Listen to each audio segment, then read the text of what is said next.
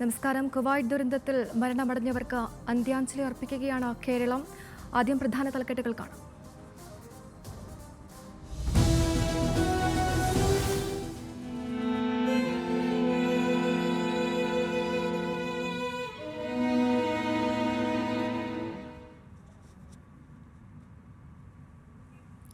സങ്കടക്കടലായ Keralam. Kuwait ദുരന്തത്തിൽ ചേതനയറ്റവർ അന്ത്യയാത്രയ്ക്കായി നാടടഞ്ഞു. കണ്ണീരോടെ കേരളം ഏറ്റുവാങ്ങിയത് 23 മൃതദേഹങ്ങൾ. നെടുമ്പാശ്ശേരിയിലെത്തിയത് വ്യോമസേനയുടെ പ്രത്യേക വിമാനത്തിൽ.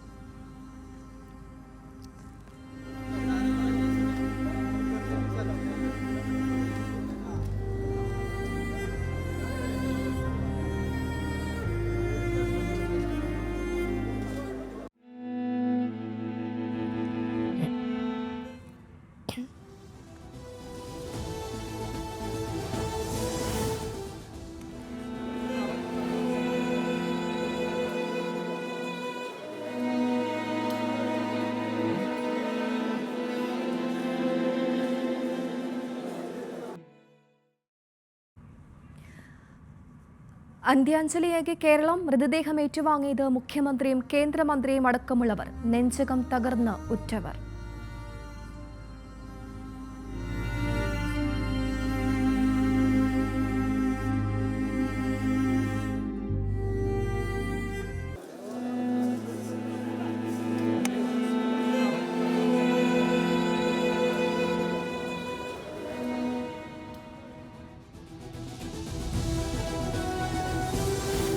തമിഴ്നാട് സ്വദേശികളുടെ മൃതദേഹം ഏറ്റുവാങ്ങി മന്ത്രി KS മസ്താൻ. 7 പേരുടെ മൃതദേഹം ജന്മനാട്ടിലേക്ക് കൊണ്ടുപോയി. കർണാടക സ്വദേശിയുടെ മൃതദേഹവും നാട്ടിലേക്ക്.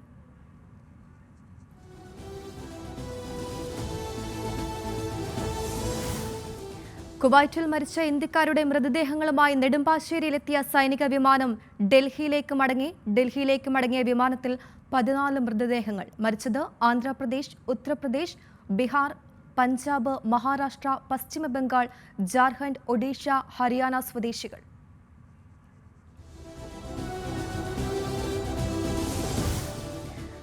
പ്രിയപ്പെട്ടവരെ കാത്ത് വിതുമ്പി വീടും നാടും. പ്രത്യേക ആംബുലൻസിൽ മൃതദേഹങ്ങൾ നാട്ടിലേക്ക്. 6 പേരെ യാത്രയാക്കാൻ പത്തനംതിട്ട.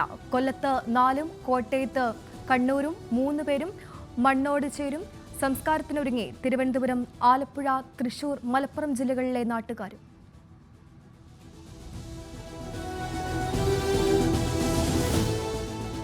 വീണ ജോർജിന് പൊളിറ്റിക്കൽ ക്ലിയറൻസ് നൽകാത്തതിൽ വിവാദം. ദുരന്തമുഖത്ത് പ്രതികരിക്കാനില്ലെന്ന് മുഖ്യമന്ത്രി പിണറായി വിജയൻ. ഒറ്റ ദിവസത്തേക്ക് കുവൈറ്റിൽ പോയിട്ട് കാര്യമില്ലെന്നും കേന്ദ്രമന്ത്രി എല്ലാ ക്രമീകരണങ്ങളും ചെയ്തെന്നും ഗവർണർ ആരിഫ് മുഹമ്മദ് ഖാൻ.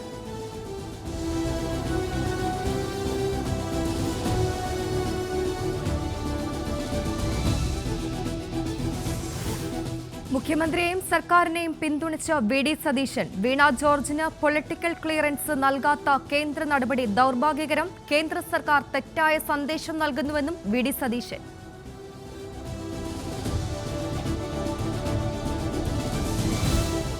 അനാവശ്യ വിവാദമെന്ന് കേന്ദ്രമന്ത്രി സുരേഷ് ഗോപി. സംസ്ഥാന മന്ത്രിമാർ പോയി എന്തെങ്കിലും ചെയ്യേണ്ട സാഹചര്യം ഉണ്ടായിരുന്നില്ലെന്ന് കെ സുരേന്ദ്രൻ. വിദേശകാര്യ മന്ത്രാലയം കാര്യങ്ങൾ വേഗത്തിൽ പൂർത്തിയാക്കിയെന്നും കെ സുരേന്ദ്രൻ.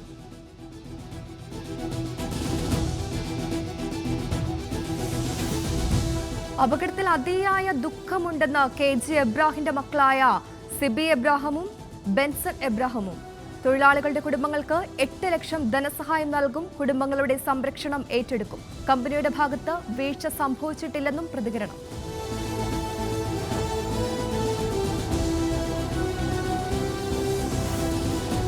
പ്രിയങ്ക ഗാന്ധി വയനാട് ലോക്സഭാ മണ്ഡലത്തിൽ മത്സരിച്ചേക്കുമെന്ന് ദേശീയ മാധ്യമങ്ങൾ റിപ്പോർട്ട്. പ്രിയങ്ക ഗാന്ധി വയനാട്ടിൽ മത്സരിക്കണമെന്നാവശ്യപ്പെട്ടുള്ള ബാനറുകൾ പ്രത്യക്ഷപ്പെട്ടതിന് പിന്നാലെ വയനാട്ടിൽ ഉപതെരഞ്ഞെടുപ്പിന് കളമൊരുങ്ങുന്നത് രാഹുൽ ഗാന്ധി റായ്ബറേലി നിലനിർത്തുമെന്ന് കോൺഗ്രസ് ദേശീയ നേതൃത്വത്തിലടക്കം ആവശ്യമുയർന്നതോടെ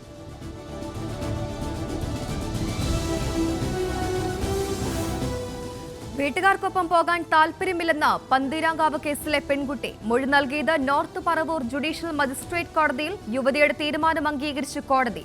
പെൺകുട്ടി തിരികെ ഡൽഹിക്ക് പോയി. പെൺകുട്ടിയെ പോലീസ് കസ്റ്റഡിയിലെടുത്തത് നെടുമ്പാശ്ശേരി വിമാനത്താവളത്തിൽ നിന്ന്.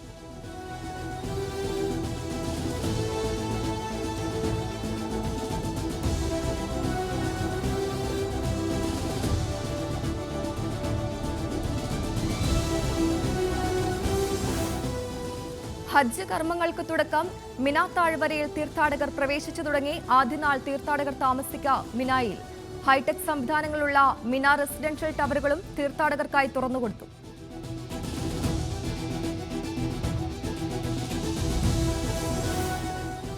അൻപതാമത് G7 ഉച്ചകോടിക്ക് തുടക്കം. പ്രധാനമന്ത്രി നരേന്ദ്രമോദി അടക്കമുള്ള ലോക നേതാക്കൾ പങ്കെടുക്കും. ആദ്യമായി പോപ്പ് ഫ്രാൻസിസ് മാർപ്പാപ്പയും ഉച്ചകോടിയിൽ. നരേന്ദ്രമോദി മാർപ്പാപ്പ കൂടിക്കാഴ്ച ഇന്ന്.